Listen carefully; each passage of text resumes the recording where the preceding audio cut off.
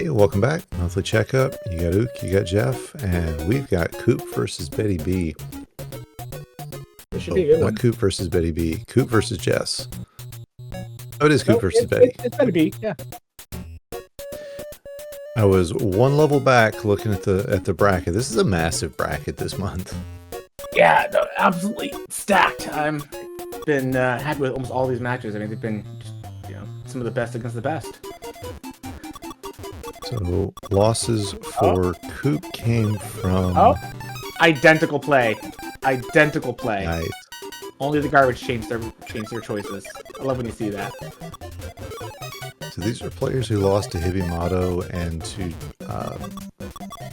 Pangolin. So Betty with that risky top. Really high level players here.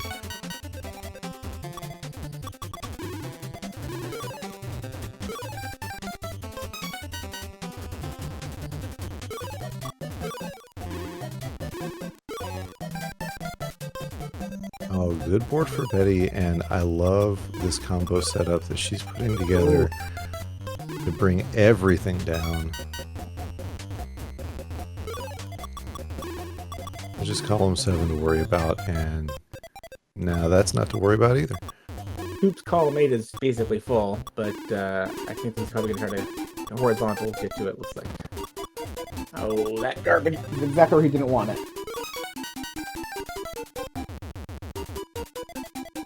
Yeah, we're always teasing Betty about her play style whenever she's playing speed, because it's so often it is just so heavily versus, not really teasing, just, commenting on how versus style her play tends to be, and it's something to see it in a versus match every time.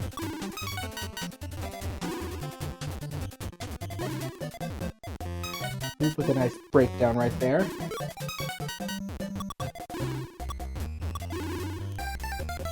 Coop goes ahead and fills out some of column 1 just to kind of slow down garbage.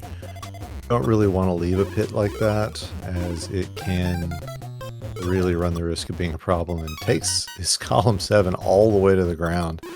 That was a great setup.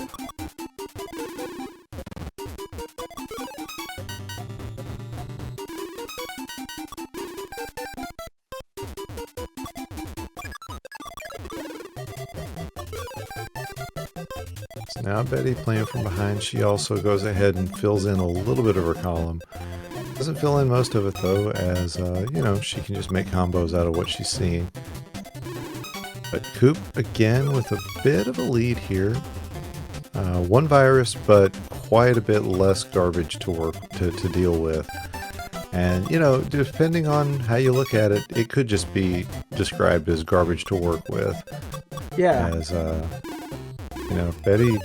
Betty's known for being able to make a lot of things out of bits of garbage.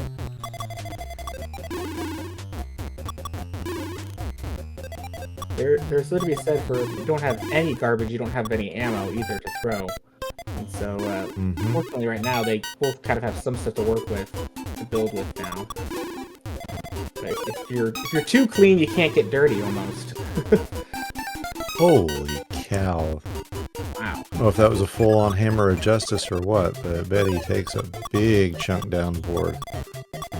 Whether it was a hammer or not, it was pretty. Cleaned up a lot of that board.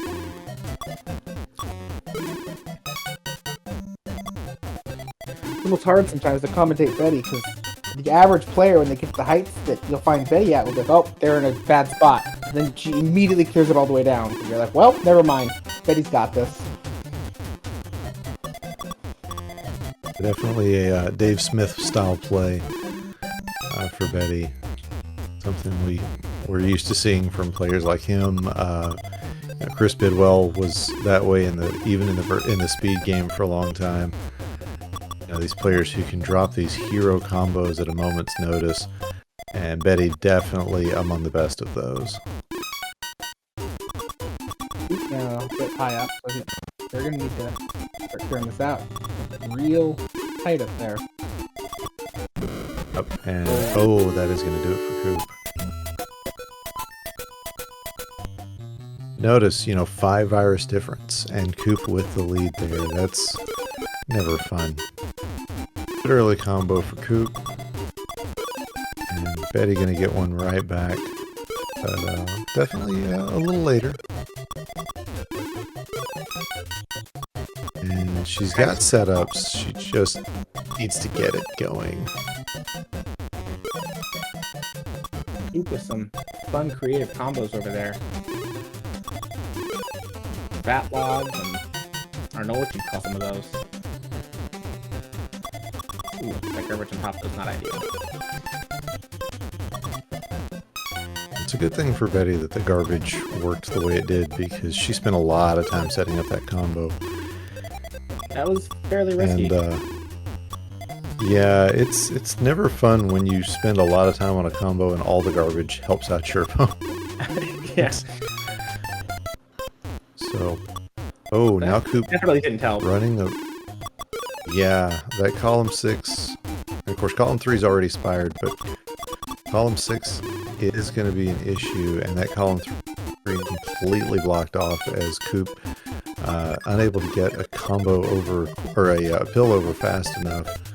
Thinking about trying to get this horizontal, gets the middle columns knocked down, so that is going to save him quite a bit of trouble later on. Yeah, but Betty is not letting up on those combos. That helps him a bit too. Wouldn't expect her to. Coop eyeing a horizontal here high up, but that's a real dangerous plan. It didn't work out that time. Yeah, that's one of those things you'd see. It would work really well in speed. That's my area of expertise, but when you got somebody trying to make sure it doesn't work, it can be a problem. So, a reminder how they got here. We're getting notes from Leviticus himself. Ibar, our number 3 seed, was taken down by Coop earlier. I've seen Coop playing on Fightcade quite a bit recently. I haven't played them myself, but definitely not somebody you want to underestimate. Yeah, that is very true. I have played with Coop a fair bit, especially before Columbus, and they can really apply early pressure pretty well. And again, you're seeing here, they can also do pretty good survival. I mean, put it in the time. Absolutely. Really quick turnaround there from Coop, who was poised to place a pill one way, but got some garbage that cleared below it, and had they continued with that setup, would have been in some serious trouble. Well, speaking of trouble, Betty ran it down on Coop's board. Now needs a horizontal on the blues. Ooh, going for that flip, but got it vertical. Betty's gonna take that one.